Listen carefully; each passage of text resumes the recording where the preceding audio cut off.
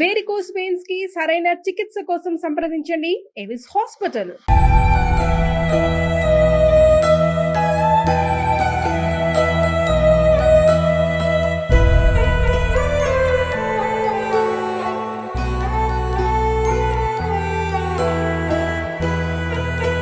ఊరికే మేము వేరే బట్టలు అడుక్కొని వేసుకుంటున్నాం సార్. నా తల్లికి నేను ఏం చేయలేను. ఒక్కనాడన్నా ఇలా దగ్గరకు ఒక్కసారి రాలేదు మా అమ్మ. హాయ్, హలో, నమస్తే, వెల్కమ్ టు సుమన్ టీవీ. నేను మీ ముద్దం విక్రమ్. కొన్ని సంఘటనలు వింటే మనసుకు ఎంతో బాధ అనిపిస్తాయి. ఎవరికైనా ఏదైనా సమస్య వస్తే వాళ్ళు వెళ్ళి చెప్పుకునేది తన కన్న తల్లికి చెప్పుతారు. అలాంటి సమాజంలో ఇక్కడ ఆష్టా గ్రామంలో ఒక జరిగిన సంఘటన ప్రతి ఒక్కరికైతే వాళ్ళ మనసుని ఎంతో బాధింపజేసే విధంగా ఉంది. ఎందుకనంటే తాగిన మైకంలో తన తల్లినే కని పెంచిన సొంత తల్లినే చంపేయడం అయితే జరిగింది. చిన్న గజ్జన అనే ఒక వ్యక్తి తన తల్లికి తాగిన మైకంలో ఇంకా డబ్బుల కోసం, పింఛన్ డబ్బుల కోసము తన సొంత తల్లిని చంపేయడం అయితే జరిగింది. అతను తన తల్లిని చంపడం కాకుండా తన పిల్లలను కూడా అనాథలుగా ఇక్కడ ఉంచి వెళ్ళడం అయితే, తను జైలుకి వెళ్ళడం అయితే జరిగింది. ముఖ్యంగా ఈ పిల్లలను చూస్తే ఇప్పుడు ఇక్కడ ఎవరు సపోర్ట్ లేదు వీళ్ళకి. వీళ్ళ తల్లి లక్ష్మి గత కరోనా టైంలో చనిపోవడం అయితే జరిగింది. కటిక పేదరికం అనుభవిస్తున్న ఈ పిల్లలను చూస్తే మనసుకు ఎంతో బాధగా ఉందనే చెప్పవచ్చు. ముఖ్యంగా చెప్పాలంటే ఇలాంటి సంఘటనలు జరగకుండా ప్రతి ఒక్కరూ ఎందుకంటే ఎక్కడ ఎలాంటి దుర్ఘటనలు చూసినా దానికి ఒక రీజన్ మనకు ఎక్కువ వినిపిస్తుంది. ఏంది? తాగిన మత్తులో, తాగిన మైకంలో ఎన్నో సంఘటనలు. పల్లెలను అయితే పట్టి పిడుస్తున్న చీడపురుగు ఏదైనా ఉన్నది అని అంటే ఖచ్చితంగా మద్యం అనే చెప్పవచ్చు. రకరకాలుగా ఇన్సిడెంట్లు జరుగుతుంది. దానికి అన్నిటికీ మూలం అనేది మనం తీరా వెతికి చూస్తే మాత్రం అది ఖచ్చితంగా మద్యం అయ్యే ఉంటున్నది. ఇప్పుడు ఈ పిల్లలైతే ఇక్కడ అనాథలుగా అయితే మిగిలినరు. ఇప్పుడు వీళ్ళకి భరోసా ఇచ్చేవారు ఎవరు? ఎందుకంటే సొంత కన్న తండ్రి జైలుకి వెళ్ళిపోయాడు. ఆలన పాలన చూస్తున్న వీళ్ళ నానమ్మ వీళ్ళ నాన్ననే చంపేయడం అయితే జరిగింది. సొంత తల్లి గత కరోనా కాలంలో అయితే చనిపోవడం అయితే జరిగింది.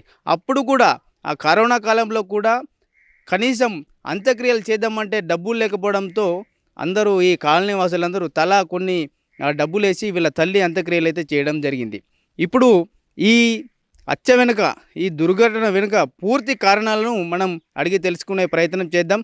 దాంతోపాటు ఈ పిల్లలకి సమాజం మన బాధ్యతగా తీసుకొని మనం అంటూ ఖచ్చితంగా ఉన్నామని చెప్పే విధంగా ప్రతి ఒక్కరూ ఈ పిల్లలకు బాసటగా నిలవాలని చెప్పేసి మనం కోరుదాం. దాంతోపాటు ఈ దుర్ఘటన ఎలా జరిగిందో దీని గురించి పూర్తి వివరాలు మనం అడిగి తెలుసుకుందాం.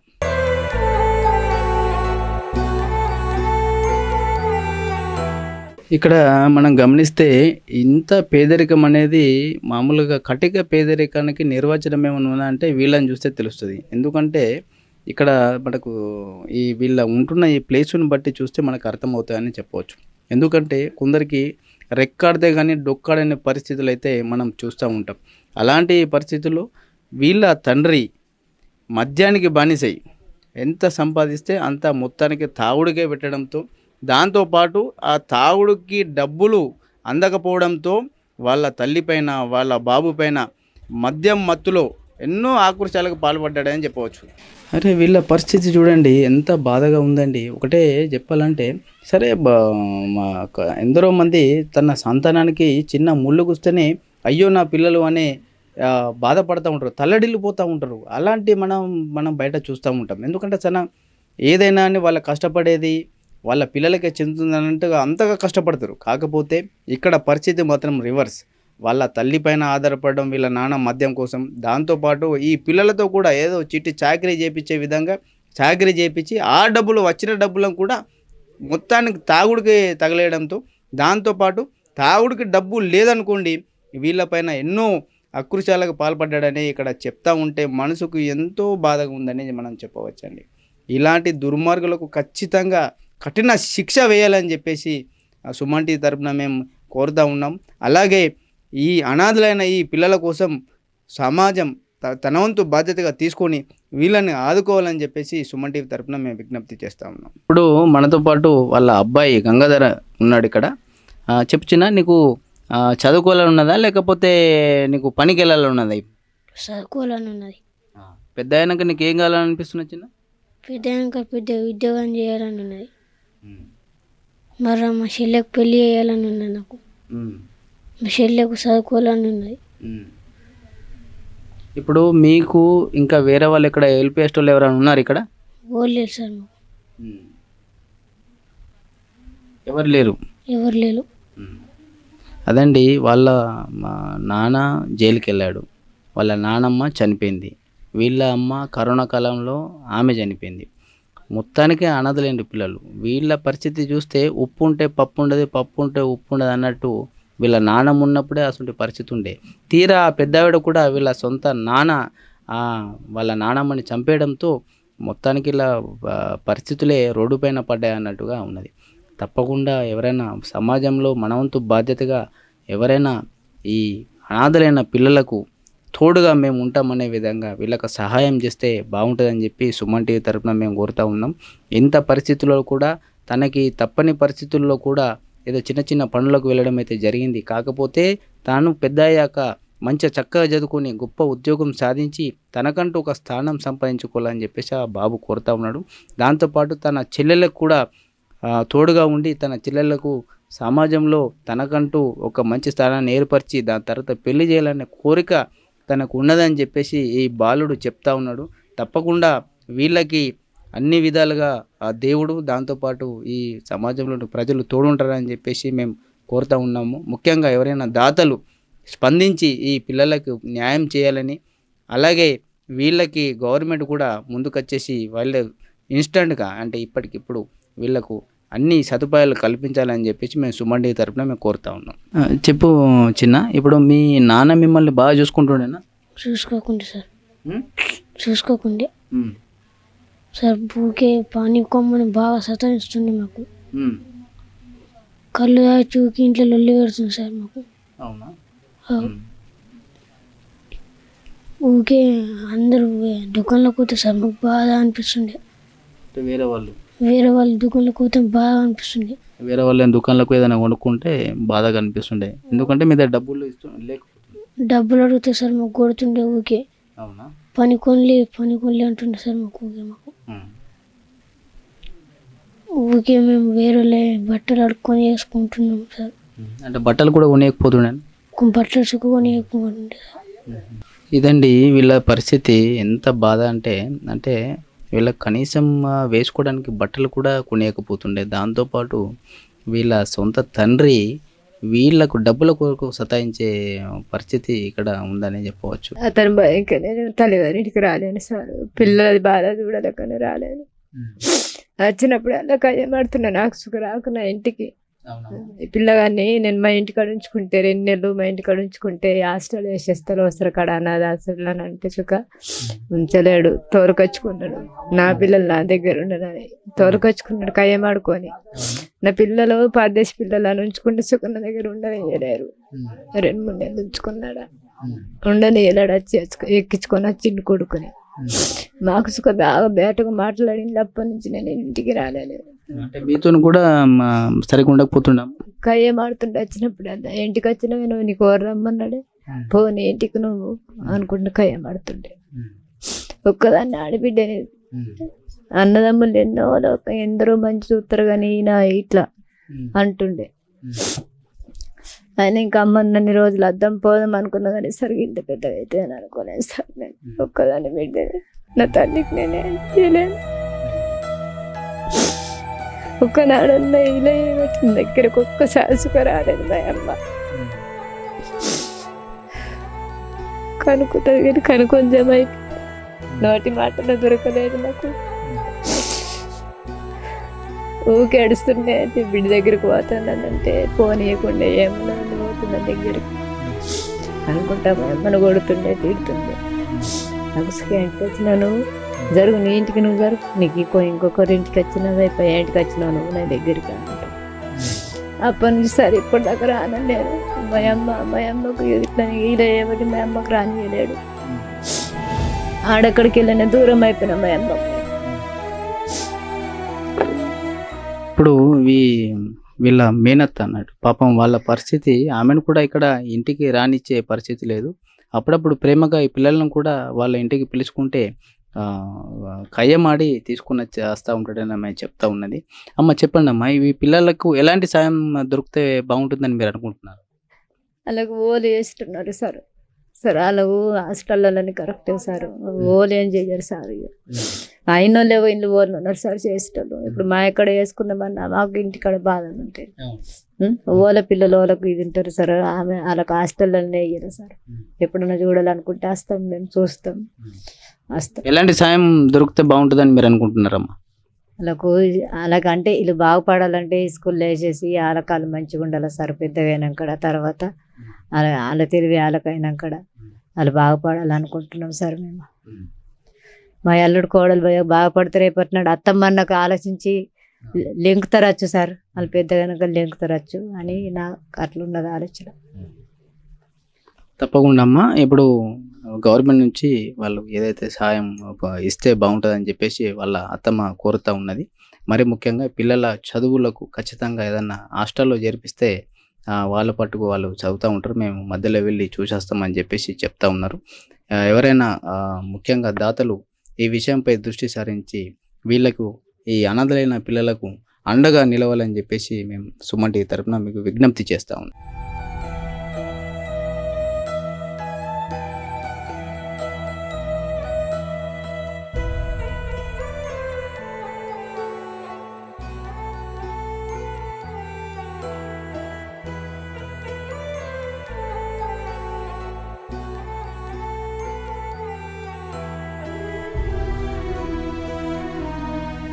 ఇక్కడ మనం గమనిస్తే ఇది కుటుంబ ఉపాధి హామీ కార్డు. దీంట్లో చెప్పు బాబు, ఎవరు వీళ్ళు? సార్ ఇది మా నాన్నమ్మ. ఇప్పుడు చనిపోయిన ఆమె. ఇక మా అమ్మ చనిపోయింది. లక్ష్మీబాయి. మా నాన్న. ఇప్పుడు దీంట్లో చూస్తే ఇది కుటుంబ ఉపాధి హామీ కార్డు. ఇది దీంట్లో వీళ్ళ నానమ్మ ఈరాబాయి, దాంతోపాటు వీళ్ళ కోడలు అంటే వీళ్ళ అమ్మ లక్ష్మి, దాంతోపాటు వీళ్ళ నాన్న చిన్న గజ్జన్న వీళ్ళది. అంటే కంప్లీట్ వీళ్ళ జీవన ఆదాయం ఏమైనా ఉన్నది అని అంటే అది కేవలం కూలీలపైనే. అంటే కూలీ చేస్తేనే వాళ్ళు కుటుంబాన్ని పోషించుకుంటూనే ఉంటారు వాళ్ళు. అంటే ఇప్పుడు మనం మహాత్మా గాంధీ ఈ జాతీయ ఉపాధి హామీ పథకం కింద వీళ్ళు ఆ కూలీలు అయితే వెళ్ళి వచ్చిన కూలీ డబ్బులతోనే వీళ్ళు జీవనం సాగిస్తూ ఉంటారు. అలాంటి వీళ్ళ పరిస్థితి ఒకసారి మనం గమనిస్తే ఇక్కడ చూస్తే కూడా ఇల్లు కూడా చూడండి ఎంత పూరి గుడిసినాం. అంటే కనీసం మనం లోపలికి నిల్చోని కూడా వెళ్ళలేని పరిస్థితి. వర్షం పడితే ఈ ఇంట్లో కంప్లీట్గా నీళ్లు నిండిపోయి కంప్లీట్ వాటర్ బయటకు తోసేస్తే కానీ బయటకు తీస్తే కానీ ఉండలేని పరిస్థితి. అంటే సరిగ్గా ఇల్లు లేదు, కట్టుకోవడానికి బట్టలు లేవు, తినడానికి సరిగ్గా తిండి లేదు. ఎవరైనా పొట్ట బట్ట వీటి గురించే ఇవి ఆలోచన చేస్తారు. అందరూ చాలామంది బతికేది దానికోసం బతుకుతూ ఉంటారు. కానీ వీళ్ళకు అది కూడా లేదు, ఉండడానికి ఇల్లు లేదు సరిగ్గా, దాంతోపాటు సరిగ్గా బట్టలు లేవు, దాంతోపాటు తినడానికి తిండి కూడా లేని పరిస్థితి. ఎవరైనా సహాయం చేస్తే తప్ప వీళ్ళ నోట్లకి 4 ముద్దలు కూడా వెళ్ళాయనే పరిస్థితి మనం గమనించవచ్చు. దాతలు తప్పకుండా వీటిపైన దృష్టి సారించి వీళ్ళకి ఏదైనా సహాయం చేస్తే తప్పకుండా వీళ్ళు జీవితంలో వాళ్ళు అనుకున్నట్టుగా ఉన్నత స్థితిలో ఉంటారని చెప్పేసి ఇప్పటికైనా ప్రభుత్వాలు దాతలు ఎవరైనా ముందరకు వచ్చి వీళ్ళకి సాయం చేయాలని చెప్పేసి సుమన్ టీవీ తరపున మేము కోరుతా ఉన్నాం. ఇప్పుడు ఇక్కడ మనతో పాటు ఈ ఆష్ట గ్రామ స్థానిక నాయకులు రావుల శ్రీనివాస్ గారు అందుబాటులో ఉన్నారు. ఒకసారి వీళ్ళ గురించి పూర్తి వివరాలు మనం అడిగి తెలుసుకుందాం. సార్ నమస్తే. సార్ నమస్తే సార్, నా పేరు రావుల శ్రీనివాస్ సార్. నేను స్థానికంగానే ఉంటాను సార్. అయితే ఇక్కడ నిన్న 2 రోజుల కిందట జరిగిన సంఘటన మా ఆష్టా గ్రామంలో ఇప్పటి వరకు ఇలాంటి తల్లిని చంపిన సంఘటన ఇప్పటి వరకు జరగలేదు సార్. ఇదే ఫస్ట్ టైం మా ఊరికి 2 రోజులు శోక సముద్రమై ఉన్నది సార్. మేమందరం కన్నీటి పరవశమై ఉన్నాం సార్. ఎందుకంటే ఇది చాలా ఇలా మదరు ఒక 4 సంవత్సరాల క్రితం కరోనాతో చనిపోయిన సందర్భంలో ఆ రోజు కూడా మా దాన సంస్కారాలకు డబ్బులు లేక ఆ రోజు కూడా దస్తి పట్టుకొని మేము అడుక్కొని మేము దాన సంస్కారాలు చేసిన సందర్భం సార్. ఆ రోజు కూడా కరోనా శవం ముట్టలేని పరిస్థితి సార్.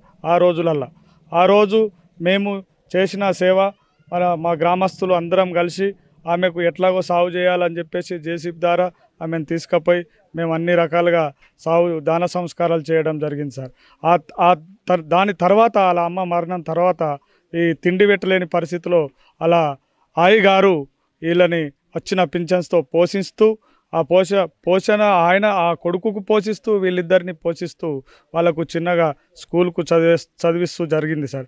అందులో భాగంగా తర్వాత ఆయన మద్యం మత్తుకు బానిసై ఆ తల్లిగారిని చంపిన అనంతరం ఆయన జైలుకి వెళ్ళిన పరిస్థితుల్లో మరి వీళ్ళు ఆయి చనిపోయింది, అన్నం పెట్టే తల్లిలాగా చూసుకున్న సందర్భం, తల్లి లేని లోటు తీర్చినప్పటికీ కూడా ఆ ఆయి కూడా చనిపోవడం పట్ల ఈ పిల్లలు రోడ్డు పాలైన సందర్భం సార్.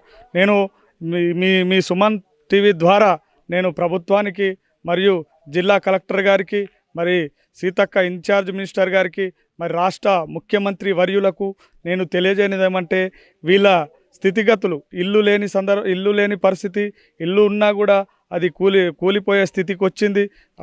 దాన్ని కొంచెం నిర్మిస్తే ఇందిరమ్మల ఇస్తామని చెప్పేసి మాకు ఇంతకుముందు ఎంపీడీఓ గారు ఎంఆర్ఓ గారు వచ్చి మాకు హామీ ఇచ్చారు, సంతోషం. అయినప్పటికీ కూడా వాళ్ళు కట్టుకోలేని పరిస్థితి ఉన్నప్పుడు గవర్నమెంటే వాళ్ళకు ఆ ఇల్లు కట్టి నిర్మాణం చేసి ఇచ్చినట్లయితే మేమందరం గ్రామస్తులమందరం సంతోషిస్తాం. వాళ్ళ కుటుంబం ఏది లేదు కాబట్టి వాళ్ళు కూడా ఫ్యూచర్లో మంచి భవిష్యత్తు ఉంటుంది.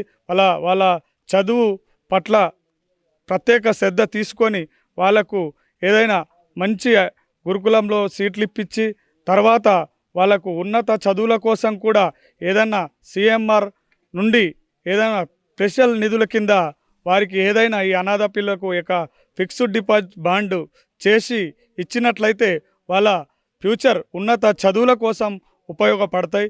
అందుకు మీ ప్రభుత్వానికి ఎప్పుడు ఈ పేదలు మిమ్మల్ని జీవితంలో మర్చిపోకుండా ఈ పేదలు ఆదుకున్నందుకు మీకు కూడా కొంచెం మంచి ఇది ఉంటుంది అని చెప్పేసి నేను ఈ రాష్ట్ర ప్రభుత్వానికి ఈ ఆష్టా గ్రామం తరపు నుంచి ఒక సాధారణ వ్యక్తిగా నేను మీకు ఈ సుమన్ టీవీ ద్వారా తెలియజేస్తున్నాను సార్. థ్యాంక్ యూ సార్, ధన్యవాదం సార్.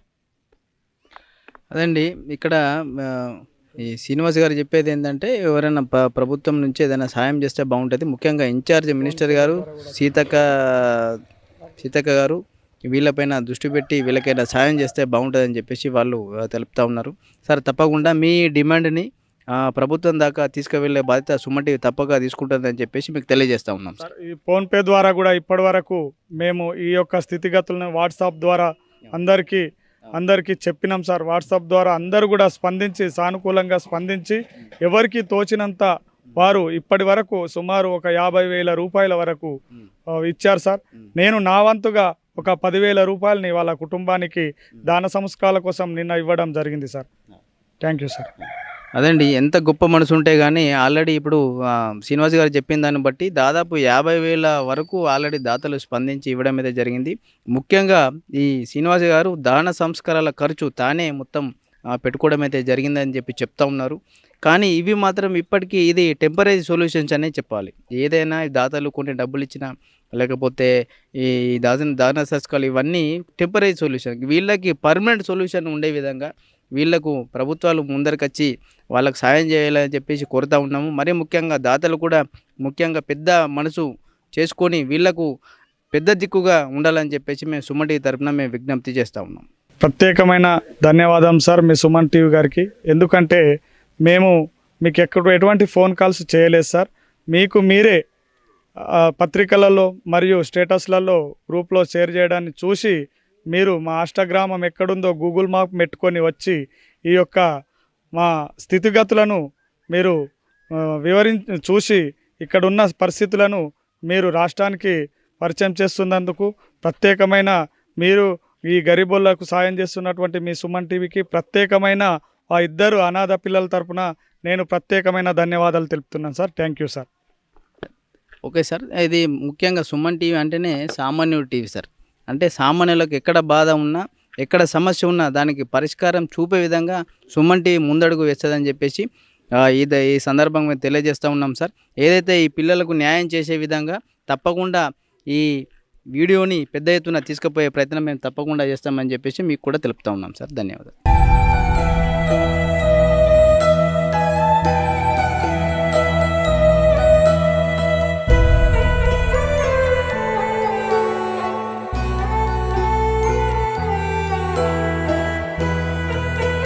ఊకే మేము వేరులే బట్టలు అడుక్కొని చేసుకుంటున్నాం సార్. నా తల్లికి నేనేం చేయలేను. ఒక్కనాడు ఉన్న ఇలా ఏమవుతుంది దగ్గరకు ఒక్కసారి సుఖ రాలేదు మా అమ్మ.